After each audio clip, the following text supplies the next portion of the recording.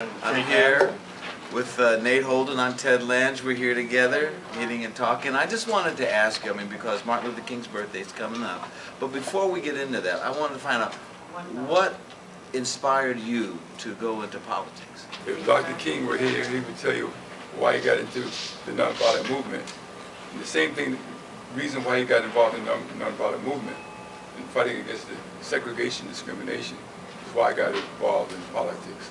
Overt racial discrimination, and I saw the same thing that he saw. At the same time, over the same year in the same state, when they used to have campaigns, and they would say things like, if you elect me, I'm going to be more oppressive to the black than my opponent. And that's how they ran for office. They didn't talk about the water and the transportation. They didn't talk about the clean air. They didn't talk about providing jobs and better health care or anything like that. Their campaign was about how can I oppress African American more than my opponent. But I said that change will come. I will not ever be submissive to words of my generation. There are a lot of things that motivated me to do what I eventually did, run for office. I was an outsider, even though I've been involved as a grassroots participant.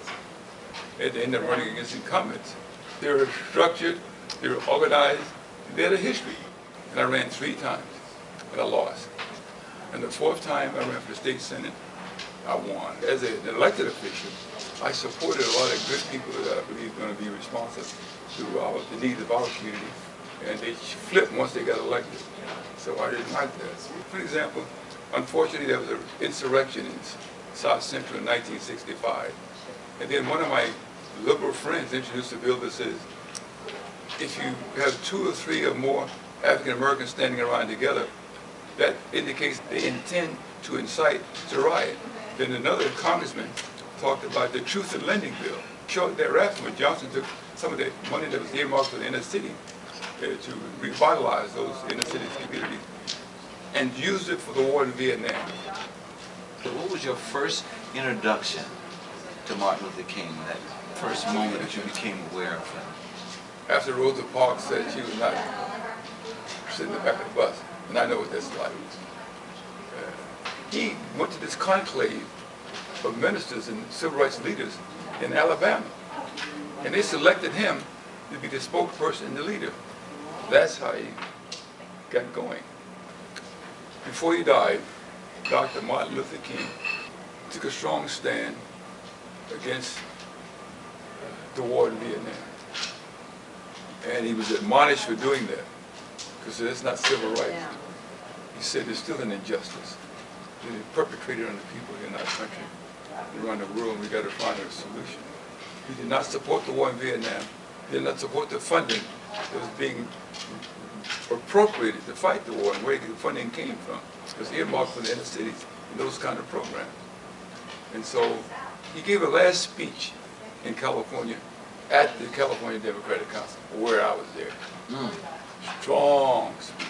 After that, he went to Tennessee, I think it was.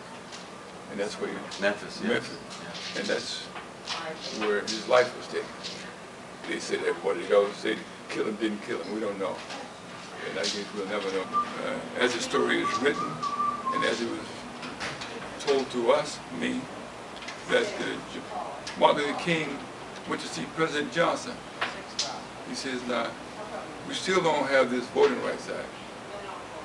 And a lot of people have died for that. And Johnson looked at him and said, there got to be one more. There has to be one more.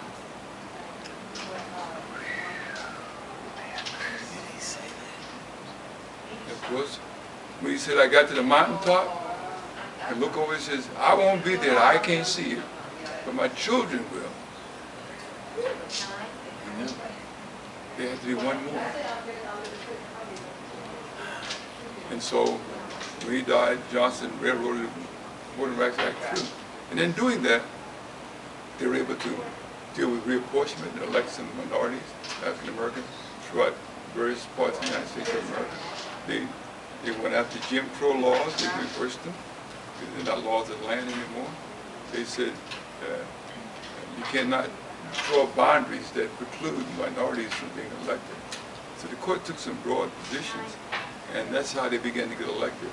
As a California state senator, I introduced more than 70 bills that became law. One of those bills was called a bill to commemorate the birthday of Dr. Martin Luther King, Senate Bill 637, 1975. First state in the Union. We were the first state, California was the first state. And I authored the bill. Was everyone on board when you first introduced the bill, or did Oh, no. you had to convince some people? Yeah, yeah. Arizona was one of the last holdouts, remember that? Yes. And they withdrew allowing them to have the Super Bowl there because they voted against having the Martin Luther King Day. It needed to be done to educate our young people. Let them know that we're all together here and that things that divide us don't help our country, will not save our institution, will not save our government. And I'm committed to that. I mean, I'm an American.